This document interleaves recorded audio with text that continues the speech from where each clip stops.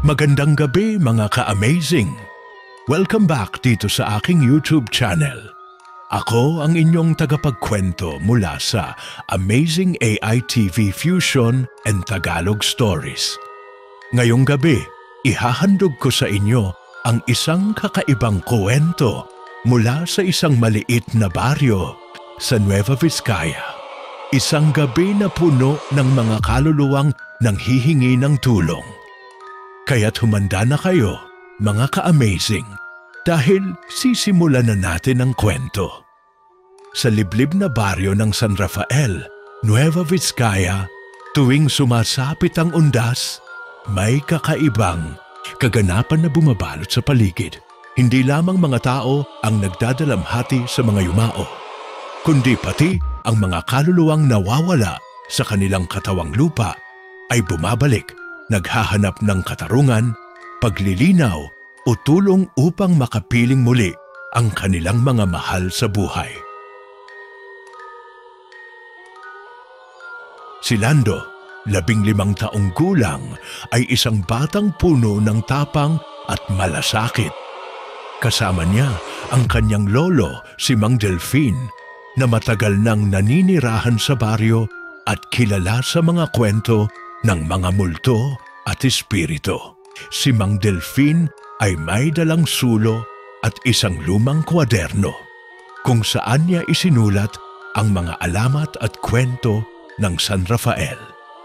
Lando, mag-ingat ka, paalala ni Mang Delfin habang papalapit sila sa sementeryo sa gitna ng baryo. Tuwing undas, dito nagsisimula ang mga kwento ng kaluluwa. Naglakad silang magkasabay sa makipot na daan patungo sa sementeryo. Ang paligid ay tahimik maliban sa mga huni ng kuliglig at malamig na hangin. Ang mga punong mangga at niyog ay tila nakamasid sa kanila habang unti-unting nalalapit ang gabi. Habang naroon sila, nakakita si Lando ng isang batang babae na tila naglalakad ng walang patutunguhan. Ang kanyang damit ay puti at tila may bahid ng dumi at luha. "Tito, narinig mo ba yon?" tanong ni Lando. "Oo, nakaririnig ako ng mga bulong mula sa mga punong iyon," sagot ni Mang Delfin. Iyan ang mga kaluluwa na naghahanap ng tulong. Lumapit ang batang babae kay Lando at sabay nilang narinig ang kanyang mahinang panawagan. "Hanap ko si Tomas, kapatid ko. Siya ay nawala ng 3 taon na ang nakalilipas." Nagiba ang ekspresyon ni Lando. "Tomas ang pangalan ng kapatid ko. Naalala ko siya. Pero wala kaming balita sa kanya simula noong naglaho siya." Nagkatitig silang dalawa. Naging malinaw na ang gabi ay hindi basta gabi lamang. Ito ay gabi ng mga lihim at kwento ng kaluluwa. Lumabas mula sa madilim na bahagi ng sementeryo si Mang Delfin. Nagdala siya ng isang maliit na parol na may apoy na tila hindi natatablan ng hangin. "Lando, tutulungan natin siyang matagpuan ang kapatid niya. Ngunit kailangan nating maging matatag." Pinaglakad nila ang batang babae patungo sa isang lumang bahay sa dulo ng baryo. Isang bahay na matagal nang walang nakatira. Sa paglapit nila, napansin nila na ang mga bintana ay nagliliwanag ng kakaibang liwanag. Tila ba may apoy sa loob, ngunit walang tao. Dito daw, huling nakita si Tomas, paliwanag ng batang babae. Habang pumapasok sila sa bahay, sumalubong sa kanila ang malamig na simoy ng hangin. Napansin ni Lando ang mga lumang larawan na nakasabit sa pader. Larawan ng isang masayang pamilya na unti-unting nagiging malabo at parang may anino. "Naririnig mo ba iyon?" tanong ni Mang Delfin. Mula sa silid sa likod, may narinig silang mga malamyos na bulong, mga tawag na tila nagpapahiwatig ng sakit at pangungulila. Kapag natapos ang gabi, mawawala ang mga kaluluwa, sabi ni Mang Delfin. Kaya dapat nating tuklasin ang kanilang mga kwento bago ito tuluyang mawala. Hindi nagtagal, lumitaw mula sa dilim ang isang matandang lalaki, ang ama ni Tomas. "Tulong! Tulong! Hanapin niyo ang aking anak. May isang kasinungalingan na nagtatago sa kanyang pagkawala." "Anong ibig sabihin niyo, Tito?" tanong ni Lando. May mga taong nais itago ang katotohanan tungkol sa pagkawala ni Tomas. Kaya bumalik siya at bumalik ang kanyang kaluluwa upang ipahayag ang katotohanan. Sa paligid nila, dumadami ang mga anino at mga kaluluwa. Nagsimulang magsalita ang bawat isa. May dalang kwento ng pag-ibig, pagtataksil at lihim na itinago sa baryo ng San Rafael. Ngunit hanggang dito muna sa simula ng gabi. Hindi nagtagal, tumilim ng husto ang paligid ng lumang bahay. Ang mga kaluluwa na nagtipon ay lumapit ng isa-isa.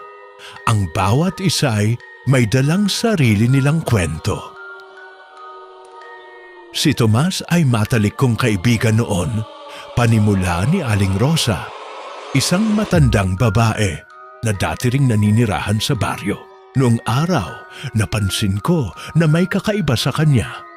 Parang may mabigat siyang dinadala, pero hindi niya sinasabi. Isa akong tagapangalaga sa sementeryo, dagdag ni Mang Ramon. Isang matandang lalaki na may puting balbas at matalim na mga mata. Nakakita ako ng mga kakaibang pangyayari noong nawala si Tomas. May mga kaluluwang nagdaramdam pero pinipilit nilang itago ang katotohanan. Tumango si Mang Delfin habang sinusulat ang bawat salita sa kanyang lumang kuwaderno. "Ano ang ibig sabihin niyo?" tanong ni Lando. Ang kanyang mga mata ay nakatutok sa bawat nagkukwento. May mga tao sa baryo, paliwanag ni Mang Ramon, na hindi matanggap ang pagkakawala ni Tomas. Ang ilan sa kanila ay may mga lihim na nais itago. Mga lihim na makakasira sa kanilang reputasyon. Habang nagsasalita si Mang Ramon, naramdaman ni Lando ang malamig na hangin na parang humaplos sa kanyang balikat. Biglang sumigaw ang isang boses mula sa sulok ng silid. "Huwag kayong magsinungaling. Ako ang nakakita kung ano ang nangyari kay Tomas." Lumapit si Junjun, isang binatang dati ring kasama ni Tomas sa paaralan. "Anong nakita mo, Junjun?" usisa ni Mang Delfin. "Isang gabi, nakita ko siyang kinakaladkad palabas ng bahay ni Mang Ernesto," sabi ni Junjun habang nanginginig ang mga kamay. Pero nang subukan kong lapitan, nawala siya na parang bula. Napatingin si Mang Ernesto na nasa tabi ng pintuan, nakayuko at tahimik. "Ano ang totoo?" tanong ni Mang Delfin ng mariin.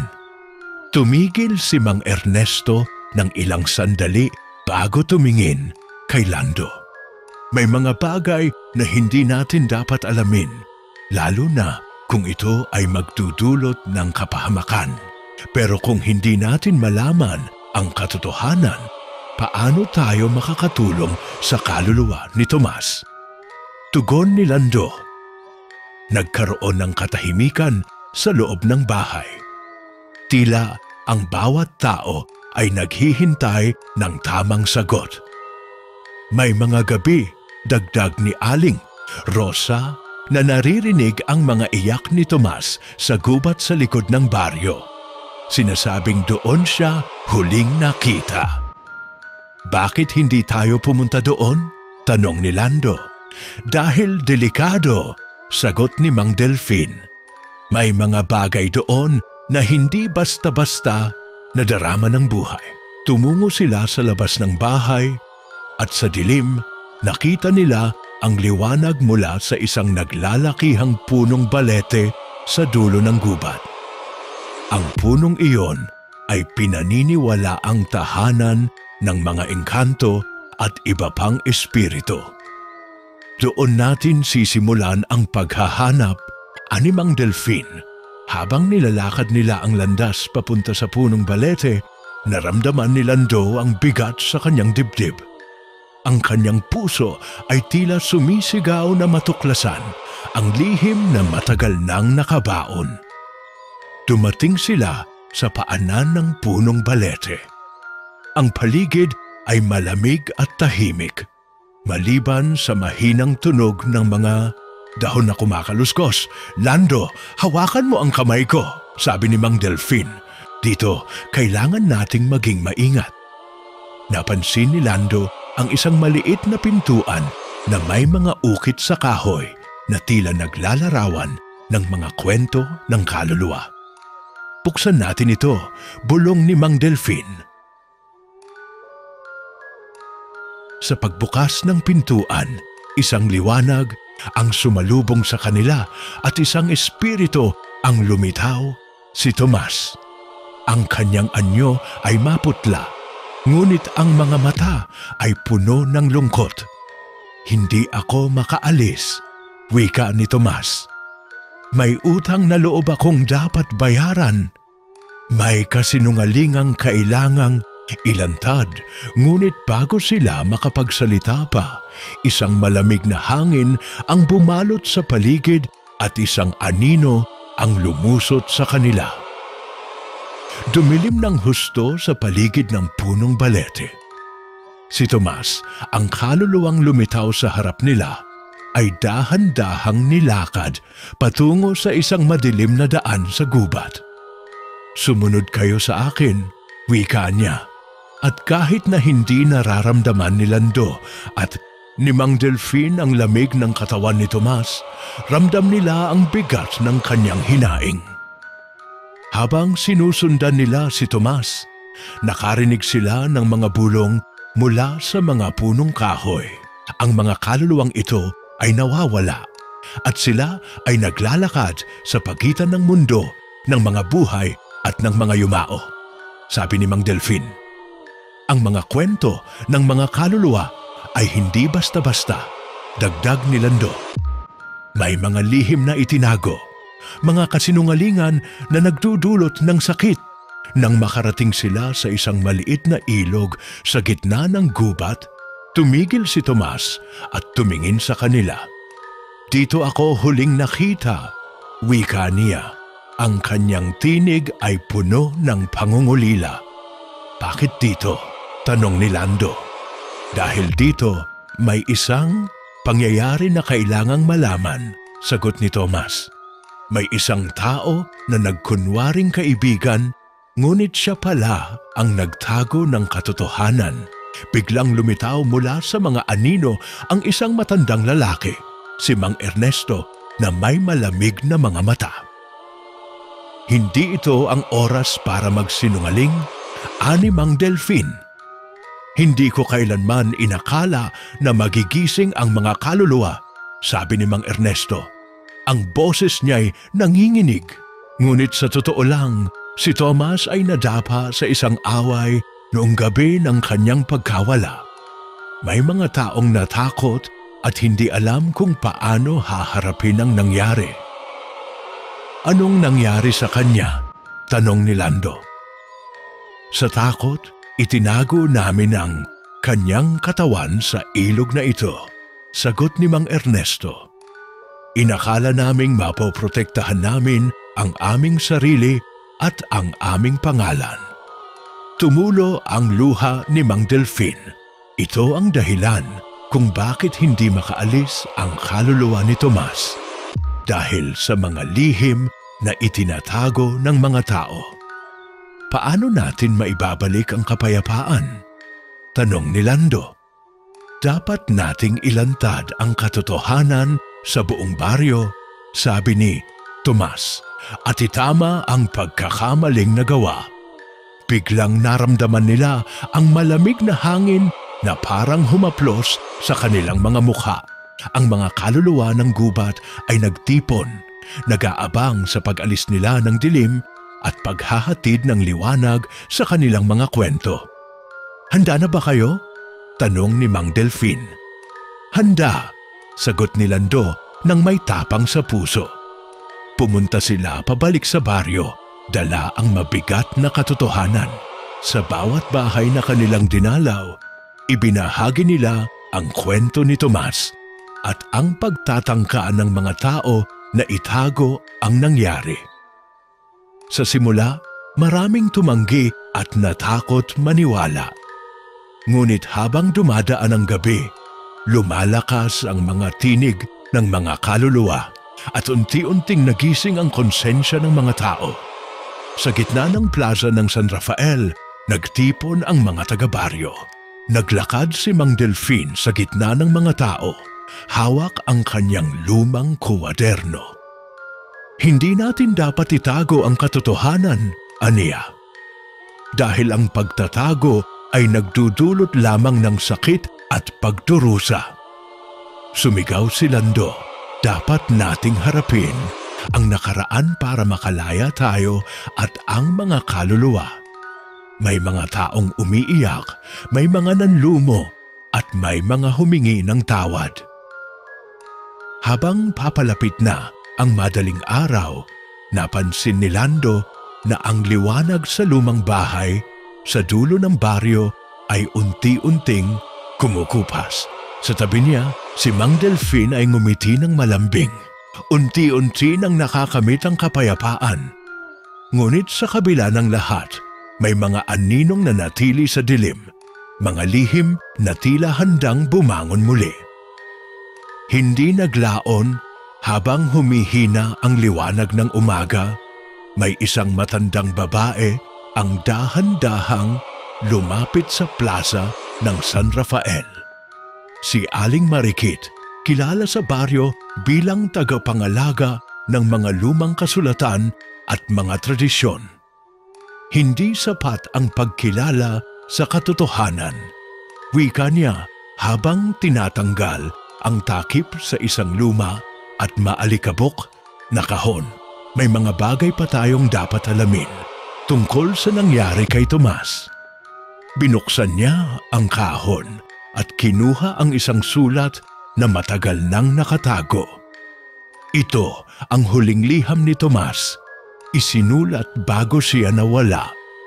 Inabot niya ang sulat kay Mang Delfin. Tahimik itong binasa habang unti-unting lumalabas ang mga salita ni Tomas. "Sa mga oras ng dilim, kung maririnig ninyo ang aking tinig, alamin ninyo ang katotohanan na aking tinatago. May mga nagtatangkang sirain ang aking pangalan upang mapanatili ang kanilang kapangyarihan. Ngunit ang tunay na dahilan ng aking pagkawala ay hindi kasinungalingan, kundi isang pangakong hindi ko natupad. Isang pangakong nagbigay daan sa aking pagkawala." Tumango si Mang Delfin. Mukhang may mas malalim pa pala sa kwento na ito. "Ano iyon?" tanong ni Lando. "May kasabihan kami dito sa San Rafael," paliwanag ni Aling Marikit, "na ang mga pangakong hindi natutupad ay nagpapabigat sa kaluluwa ng tao. Ang kaluluwang iyon ay hindi makakatakas hanggat hindi niya natutupad ang pangakong iyon." Tapos ano ang pangako ni Tomas? Usisa ni Lando. "Walang malinaw na sagot sa sulat," sagot ni Aling Marikit. "Pero may isang pangalang binanggit, si Ana, ang kanyang kasintahan."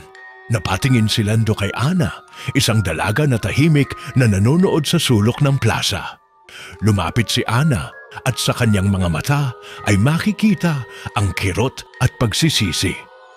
"Hindi ko sinasadya ang nangyari," sabi niya nang may luha. "Noong gabi ng pagkawala ni Tomas, may nangyaring hindi ko maintindihan.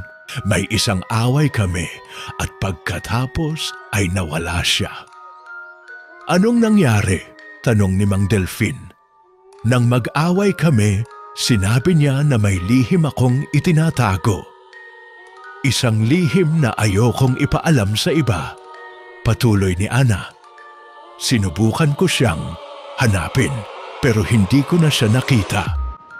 Ano ang lihim? Wika ni Lando. Hindi sumagot si Ana. Ngunit ang hangin sa paligid ay tila bumalot sa kanila at ang mga kaluluwa sa paligid ay nagsimulang humuni ng malakas para bang naghihintay ng kasagutan. Pagkalipas ng ilang araw, nagtipon muli sila sa bahay ni Mang Delfin. Dinala ni Ana ang isang maliit na kahon na puno ng mga lumang larawan at lihim na mga sulat.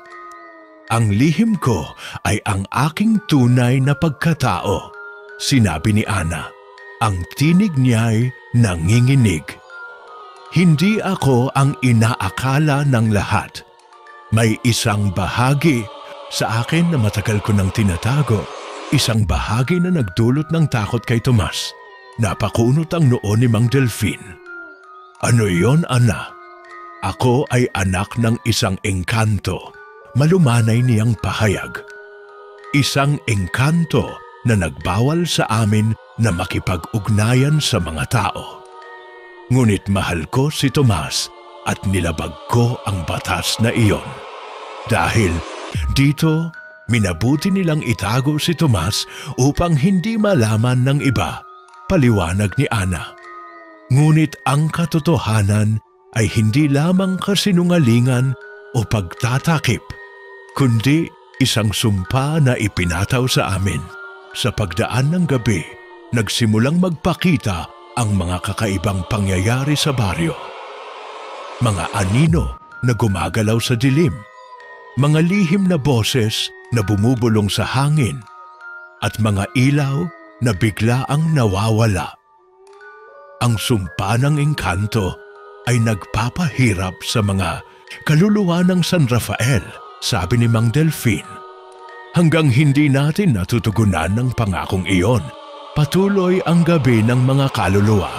Ang hangin sa paligid ay naging mas malamig at ang mga mata ni Lando ay masigasig na naghahanap ng paraan upang matulungan ang mga kaluluwa at ang baryo. Paano natin masisira ang sumpa? Tanong ni Lando. May isang ritual na dapat isagawa, sagot ni Aling Marikit. Ngunit delikado ito at kailangan natin ng tulong mula sa mga engkanto mismo. Handa akong subukan, tugon ni Lando. Lumipas ang mga araw at gabi. Unti-unting naghanda ang mga taga-baryo para sa ritual na magpapalaya sa sumpa ng engkanto. Sa gitna ng plaza, nagtayo sila ng isang altar na yari sa mga sangkap mula sa gubat. Mga dahon ng balete, bulaklak ng sampagita at mga kandila na may liwanag na tila nagmula sa puso ng mga tao. Lando, ito ang sandali para ipakita ang iyong tapang, sabi ni Mang Delfin habang iniaabot kay Lando ang isang maliit na kahon na puno ng mga alahas at mga gamit na pampangatwiran. Hindi tayo nag-iisa, dagdag ni Aling Marikit. Ang mga engkanto ay nagmamasid at kung tapat ang puso natin, tutulungan tayo nila. Lumabas si Ana mula sa dilim. Hawak ang isang kwintas na may nakasabit na maliit na bato. Ito ang alaala ni Tomas, paliwanag niya. Ito ang mag-uugnay sa atin sa mga engkanto. Nagsimulang umikot ang hangin at isang mahinang liwanag ang sumilay mula sa mga puno ng balete sa paligid. Lumitaw ang isang maliit na anyo, malay espiritu, na may mga mata na kumikislap sa dilim. Ako si Luningning, tagapagbantay ng gubat. Wika ng engkanto. Bakit kayo narito sa aming mundo ng mga lihim? ipinapakita namin ang pagnanais na tapusin ang sumpa, sagot ni Lando. Nais naming magdala ng kapayapaan sa baryo at sa mga kaluluwa ni Tomas at ng iba pa. Tumingin si Luningning kay Ana at hinawakan ang kwintas. Ang sumpa ay hindi basta mawawala. Paliwanag niya, ito ay bunga ng paglabag sa mga batas ng aming mundo. Ngunit may paraan upang mapawi ito, ang pagtupad sa pangako. Anong pangako iyon? Tanong ni Lando. Isang pangakong magbibigay halaga sa buhay at pag-ibig na hindi dapat kalimutan. Sagot ni Luningning. Ang pangakong iyon ay kailangang sundin ng mga tao at ng mga engkanto upang mapanatili ang balanse. Habang nagsasalita si Luningning, naramdaman nila ang bigat ng mga salitang ito at ang kahalagahan ng kanilang mga hakbang. Lando, ikaw ang magiging tulay sa pagitan ng dalawang mundo, sabi ni Mang Delfin. Ikaw ang magdadala ng mensahe at magpapakita ng pagkakaisa. Handa akong harapin ang hamon, sagot ni Lando, habang tinatanaw ang mga mata ng mga kaluluwa na naglalakbay sa pagitan ng mga puno. Sa loob ng mga sumunod na araw, si Lando at ang kanyang mga kasama ay naglakbay sa gubat upang harapin ang mga pagsubok na ibinigay ng mga engkanto. Sa bawat pagsubok, natutunan nila ang tunay na kahulugan ng pagtanggap, pag-ibig at katotohanan. Isang gabi, habang nagpapahinga sa ilalim ng punong balete, lumapit si Ana kay Lando. Alam mo ba, wika niya, na ang sumpa ay hindi lamang para sa amin. Para rin ito sa lahat ng naninirahan sa baryo, upang matutunan nating maging tapat sa ating mga sarili at sa isa't isa. Tumingin si Lando kay Ana at sa ilalim ng liwanag ng buwan, naramdaman niya ang pag-asa na matagal nang hinahanap. Ang gabi ay malalim na nang muling nagtipon ang mga tao sa gitna ng plaza. Sa paligid, ang mga kandila ay naglalagablab at ang mga bulong ng hangin ay nagdadala ng kakaibang lamig sa balat. Lando, kasama si Ana, Mang Delfin at Aling Marikit ay nagtipon sa altar. Sa kanilang harapan, si Luningning ay muling nagpakita. Mas malinaw ang anyo ngayon, may mahahabang buhok na tila mga hibla ng liwanag at mga mata na kumikislap na parang mga bituin. Tayo'y magsisimula, sabi ni Luningning. Ang ritual na ito ang magbubukas ng pinto para sa mga kaluluwa at magpapalaya sa mga pinipigil na espiritu. Kinuha ni Lando ang kwintas mula kay Ana at inilagay ito sa gitna ng altar. Nangangako kami na aalagaan namin ang balanse sa pagitan ng mundo, ng mga tao at ng mga engkanto.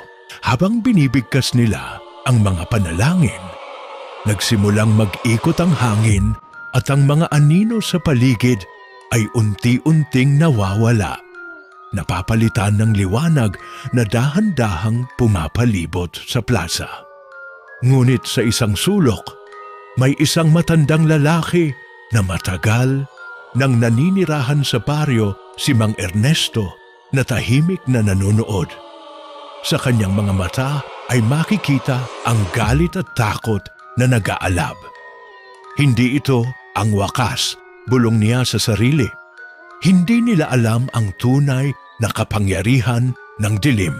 Habang patuloy ang ritual, unti-unting lumalapit si Mang Ernesto sa altar. May dalang isang maliit na kahon na yari sa kahoy na may mga ukit na kakaiba at tila naglalaman ng isang lihim na itinatago. Hindi nila dapat ipagpatuloy ito. Wika niya ng malakas na ikinagulat ng lahat. Ang mga kaluluwa ay hindi dapat gisingin ng ganito, aniya. Ang dilim ang tunay na tagapangalaga ng baryo at kailangang manatili ito. Tumayo si Lando. Mang Ernesto, ano ba ang ibig mong sabihin? Bakit mo ito sinasabi? May isang kapangyarihan dito na hindi ninyo maintindihan, sagot ni Mang Ernesto habang binubuksan ng kahon. Ang lihim na ito ang susi sa sumpa at ito rin ang susi upang hindi ito mawala kailanman. Binuksan ni Mang Ernesto ang kahon ng dahan-dahan. Sa loob, nakalagay ang isang maliit na bag ng balat at isang lumang kwaderno na puno ng mga lihim na sulat at larawan. Ang mga ito ang nagtataglay ng kapangyarihan ng aming ninuno, ani Mang Ernesto. Ang mga ito ang nagbigay ng sumpa sa baryo upang maprotektahan ito mula sa mga dayuhan at mga taong walang respeto sa aming lupa. Kinuha ni Mang Delfin ang kwaderno at binasa ang mga sulat. May mga panalangin dito para sa pagtanggap ng mga kaluluwa. Ngunit may mga babala rin tungkol sa mga taong susubukang sirain ang kapangyarihan ng dilim. Hindi natin dapat sirain ang sumpa, wika ni Mang Ernesto, kundi intindihin at sundin ang mga patakaran nito. Tumayo si Lando at tumingin kay Mang Ernesto ng matindi. Pero ang sumpa ay nagpapahirap sa mga tao at kaluluwa, hindi ba't dapat nating alisin ito para makalaya silang lahat? Hindi mo naiintindihan, sagot ni Mang Ernesto. Kung wala ang sumpa, mawawala ang proteksyon ng baryo. Magiging bulok ang balanse at bubulabugin ng mga masasamang espiritu ang aming tahanan. Napahawak si Ana sa kamay ni Lando. Siguro, ang dapat nating hanapin ay ang balanse. Hindi ganap na pagwasak, ngunit pag-ayos. Tumingin si Aling Marikit sa paligid. Kailangan nating makipag-usap sa mga engkanto ng mas malalim at hanapin ang paraan upang mapanatili ang kapayapaan nang hindi nawawala ang proteksyon. Habang pinag-uusapan nila ang mga susunod na hakbang, naramdaman nila ang pag-iling ng lupa at ang malamig na hangin na tila nagpapahiwatig ng isang bagong panganib. Isang anino ang lumitaw mula sa likod ng mga puno. Malaki, maitim at tila walang hugis, isang nilalang na puno ng galit at puot. Hindi namin hahayaang sirain ninyo ang aming mundo. Malakas na bulong nito. Ang sumpa ay mananatili hanggang sa huling araw. Habang lumalapit ang malaking anino, tumayo si Lando ng buong tapang. Hindi kami nais sirain ang inyong mundo, sabi niya. Gusto lamang naming makamit ang kapayapaan para sa baryo at para sa mga kaluluwang nagdurusa. Sumagot ang anino sa isang malalim at malamig na tinig. Ang kapayapaan ay hindi basta-basta nakukuha. Kailangang may sakripisyo at pag-unawa sa pagitan ng dalawang mundo. Lumapit si Ana, hawak ang kamay ni Lando. Handa kaming magpakumbaba at matuto. Gusto naming makipagkasundo, hindi maglaban. Unti-unting napalambot ang anyo ng anino. Kung tunay ang inyong puso, ipapakita namin ang daan upang maalis ang sumpa. Ngunit may isang kondisyon. Ano iyon? Tanong ni Mang Delfin. Kailangang pangalagaan ninyo ang gubat at ang mga engkanto. Hindi lang ito basta lupa. Ito ang tahanan ng mga nilalang na nagpapanatili ng balanse. Pangako namin, tugon ni Lando. Sisiguraduhin naming mamumuhay ng may respeto at pag-unawa ang mga tao sa inyo. Ngumingiti ang anino at unti-unting nawala sa dilim, kasabay ng paghilom ng hangin. Nagsimulang bumalik ang liwanag sa baryo ng San Rafael at ang mga kaluluwa ay nagkaroon ng katahimikan. Sa pagsikat ng araw, nagtipon ang buong baryo upang ipagdiwang ang bagong simula. Ang mga kwento ni Tomas ay hindi na tinatago, bagkus ay naging gabay upang maging matatag at maingat sa kanilang pamumuhay. Si Lando at Ana ay naging tulay ng pagkakaisa sa pagitan ng tao at engkanto, habang si Mang Delfin at Aling Marikit ay patuloy na nag-alaga sa mga tradisyon at kasaysayan ng baryo.